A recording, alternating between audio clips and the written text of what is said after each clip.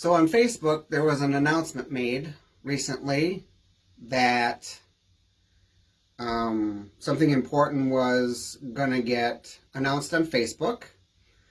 And I'm here to tell you what that important thing is. No, I'm not dying. I'm not in any trouble. I'm not going to do anything crazy or rash. Well, this might be crazy, but anyway, I'm obviously not on camera because I wanted to introduce myself in a dramatic way because I'm crazy. And say that I am transgender. I'm non-binary and I'm feminine. So all of that doesn't make any sense, I know, because you're used to male to female and female to males, so that they say they're now a woman and they were born a male, or now a man and born a female. And my group of people just are really invisible. So I'm coming out of the closet today on Facebook to tell you that I am a feminine, non-binary, transgender person. And I'm not getting divorced. And Pam and I have discussed this, and this has been a long, long process, many years. And this video is just to basically introduce that. And I will be releasing subsequent videos that go into some detail so that this particular video can be short and sweet. I am suffering from, excuse me, 2 disorders, gender dysphoria and body dysmorphia. And for those of you who are not familiar with that, which would be the majority of you, gender dysphoria is the medical condition that causes transgenderism. It is not about wearing clothes or not wearing clothes. It's about not feeling right in your own skin, not being right in your own body, not identifying with what is between your legs, and not being able to conform to what society expects you to be based on what's between your legs. And that's me. I've been struggling with this since I've been 10 or 11. And I've been hiding it since I've been 10 or 11. And I've exposed this to a few people over the years, and I've had various explanations as to, where I'm at and that I beat it, and I'm letting you know that that's absolutely wrong. I can't beat this any more than you can beat your tendency to be left-handed or right-handed. That's what this is. Briefly, this starts in the womb. And the reason I know that is because there are people out there who don't have trauma in their background, who come out of wonderfully supportive, 2-parent, loving homes. And their parents are, well-adjusted human beings, and they still have transgender kids, okay? So transgenderism has nothing to do with trauma or poor parenting or any of that, despite what some people might think.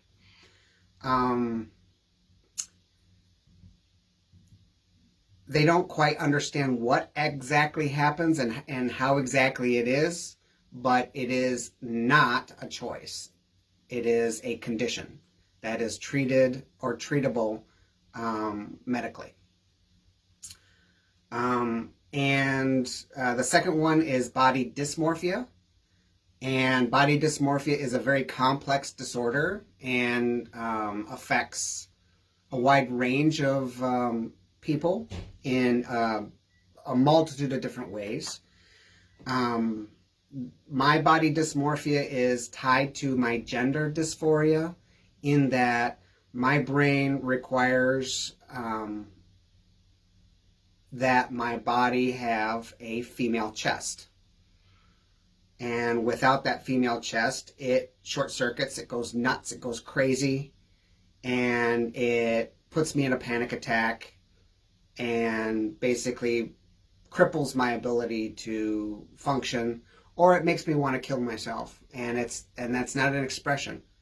I've had a couple of close scares with suicide in the last few years. And one incident kind of pushed me towards making this decision. Right before we moved out here in Muskegon, I was about 60 seconds from grabbing a knife and shoving it in my arm. And I didn't do that. I was able to, work through it, but it was tied to not feeling right in my skin. It's tied to hating myself. It's tied to not being able to be masculine, even though everybody on the outside sees me that way.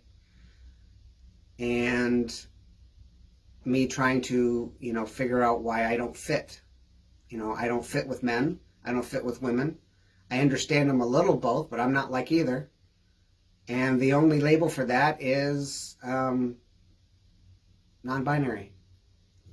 So to combat the gender dysphoria, I have removed testosterone from my system medically, and I am taking estrogen.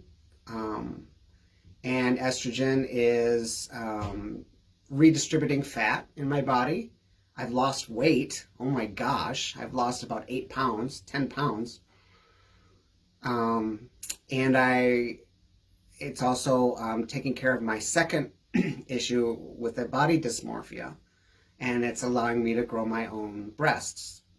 Currently, I have to wear prosthetics in order to calm my brain down.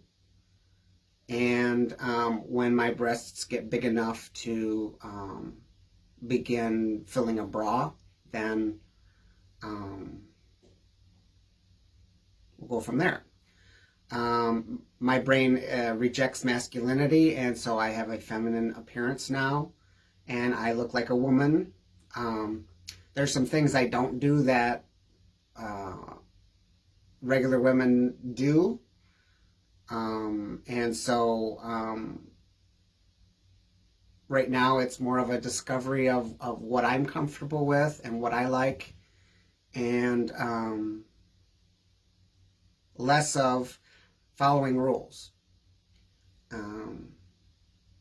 And obviously in public I have to be mindful of people's bigotry and prejudice against people like me, and so I try to check as many feminine boxes as I can so that I'm not threatening to women in their space, and so that I can use those spaces without too much objection.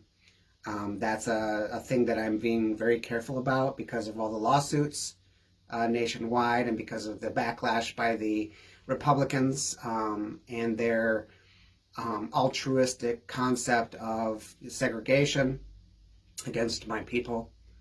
But anyway, I'm transgender. I'm going to swing the camera around so that you can see me and take it in. The prosthetics that I wear are rather large. They're not too big, but they're striking. And the reason why they're that big is because they have to be a certain weight in order for my brain to accept them as or to calm my brain down.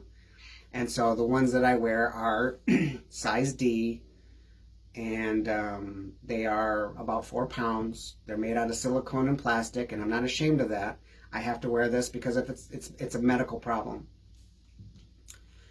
There's no therapies for me to go to fix this, And I don't care if you think conversion therapy is a wonderful thing. It is basically abuse. There's no amount of praying. There's nothing I can do. I have tried everything. And there's nothing I can do to fix this. And at the end of the day, this is a choice to stay alive versus end my life prematurely. And so I'm going to swing the camera around and let you take a look.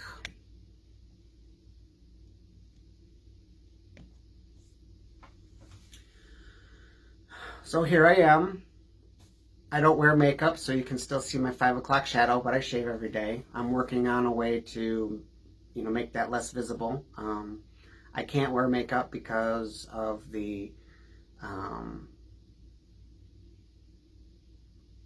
of several reasons, and I'll go into that in other videos. I'm currently wearing a very, stretchy, cottony sweatshirt, and this is a red bolero that's underneath it, and I like to wear contrasting colors like this. I do my hair a certain way to feminize my face. I'm wearing different glasses. But at the end of the day, I'm the same person. I'm the same human being I always have. All I'm doing here is bringing what's been inside to the outside.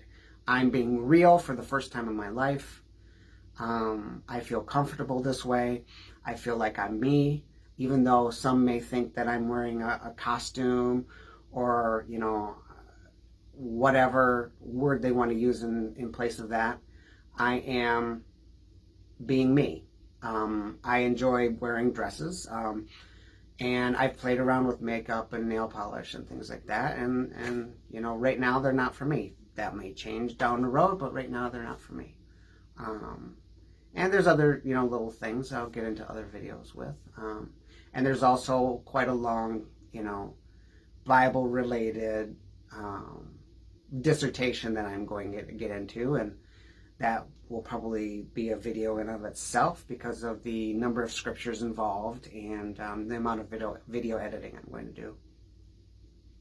But this is me, and I'm coming out of the closet.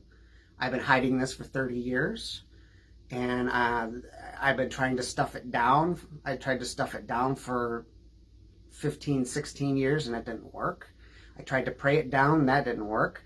I tried to will it down, it didn't work. And it was ripping me apart from the inside. I just wanted to die every day. And it showed in my appearance. If you look at some of the other videos, it looked like I was looking back at them the other day, and it looks like it crawled out of a garbage can. I look like, I'm unshaved. I look like shit. My eyes are horrible, and my hair's nasty, and, I just look a mess. And that was because I didn't care. I hated what I wore, and I hated masculinity, and it's been there for a very, very long time. And I'm now correcting that. I'm also going to be educating some of you on the non-binary side of transgenderism. Binary transgender people are, they were born one way and they say, I identify as the other box. Non-binary people, we're on a spectrum. We're a combination. So think of me as a reverse tomboy. Tomboys tend to, reject femininity, and I reject masculinity. Think of me more like that. And I'll get into how this affects my marriage and everything else, but at the end of the day, Pam's family, everything's fine. We're working it out. You don't need to worry. I'm actually, a lot more calm than I used to be, a lot less angry, and that's because the testosterone's not there to pour gas on my trauma. I'm not scary. I'm not going to bite. I'm actually learning kindness and things in therapy that are making life better. And I think that's all you really want. So anyway, this is me, and I am going to let you go, and I'll be working on other videos very soon. Thank you. Bye-bye.